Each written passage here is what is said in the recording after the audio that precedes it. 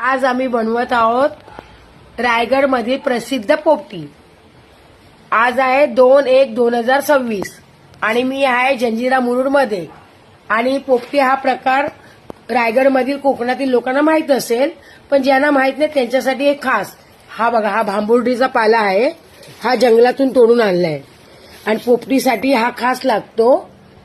आता हे बघा, हा पोपटीमध्ये आपण टाकतो आणि भांबुर्डीचा पाला बोलतात आणि हा औषधी सुद्धा आहे।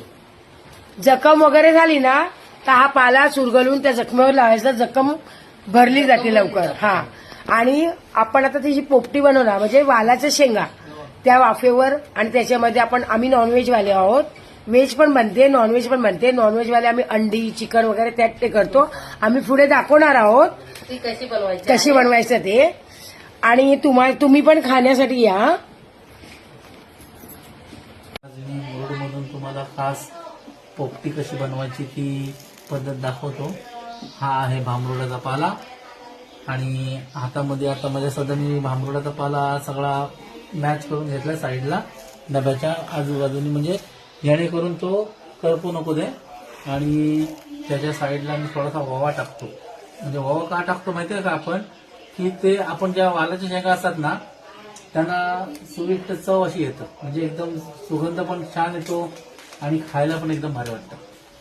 हा जो पाला आहे ना हा अत्यंत गुणकारी आहे आणि औषधी आहे। का माहिती आहे, कारण की ह्या पाल्याने आपण जरी कुठे आपली जखम वगैरे झाली, घासपटलो आपण कुठे आपण पडलो, हा पाला फक्त थोडासा पान एक मोडून आहे ना त्याला आपण जखमेवर लावू शकतो, त्यामुळे जखम आपली एकदम छान म्हणजे बरी होती। ह्या आहेत वालाच्या शेंगा।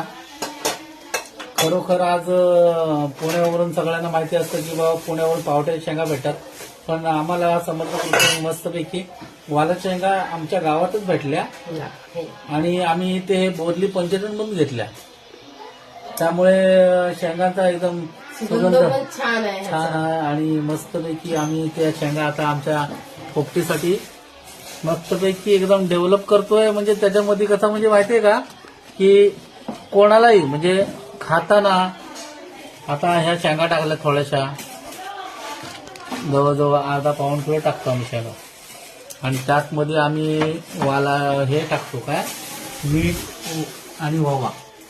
ओवा तर आपलं तुम्हाला माहिती आहे, ओवा हा गुणकारी औषधी आहे, पोटाला अपचन होऊ नये म्हणून। कारण त्यामध्ये पोपटी करताना ना काय माहिती काय की हे आम्ही मॅरिनेट केलेलं चिकन टाकतो।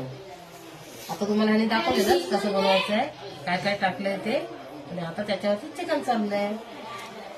खरंच तुम्ही आज हा चिकन पोपटी खाल ना तर उद्याला मला विचार म्हणजे करून तुम्ही सांगाल की बाबा हे कसं झालंय ते। शेंगांचा थर लावला आहे, आता याच्यावर परत भांबुर्डीचा पाला आणि त्याच्यावर परत चिकन टाकणार आहोत आम्ही।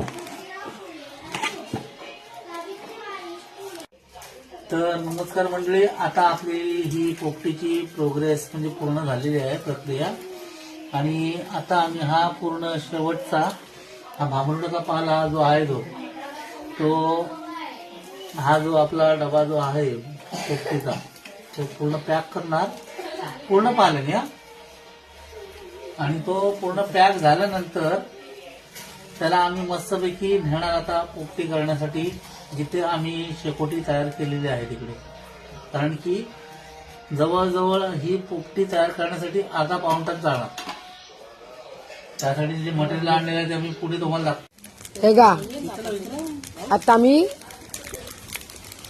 हे गा पोपटी लावली इथे तो डबा, आणि हे असं पेटवलं, आणि इकडे भी पण आहे, म्हणजे अजून तयार नाही झाले, पण तयार होणार आहे। अर्धा पाऊण तास लागेल ना। तुम्हाला एवढी खायची तुम्हाला माहितीच ना कुठल्या गोष्टी पुस्तक करू करू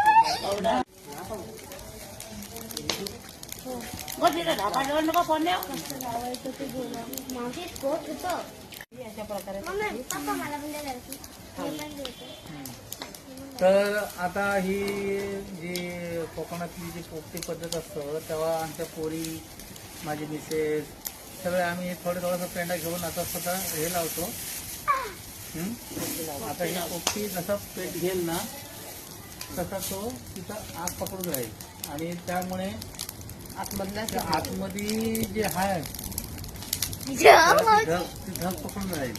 बाकी काय म्हणजे आतला जिन्नस शिजेल. आता 20 मिनिटांनी बरोबर आपण तयार होईल. हे बघा दोन्ही आनंद, पोपटी पण शिजते आणि थंडीचा शेकोटी पण करतायत. हे बघा थंडीची शेकोटी करायला आल्यात. आता ही आमच्या आजी आली आई हा आई आल्या त्यांच्या थंडीसाठी शेकोटी करायला. दोन्ही लाभ. भरपूर ऑनलाईन पेंड त्याला माहिती आहे. थांब थांब तिकडून येतात मी.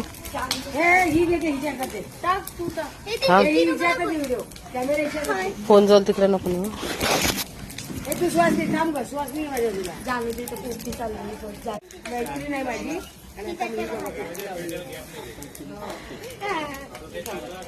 चालू झालेली आहे आमची. छान खाणार मस्त मस्त. तुम्ही पण या खाण्यासाठी. हे बघा. शेंगा, चिकन सगळं एकदम व्यवस्थित शिजलेलं आहे. व्यवस्थित मस्त शिजलं आहे. हम्म. तुम्ही पण या खायला. नंतर बोलू नका बोललं नाही म्हणून. चला बाय बाय. बाय.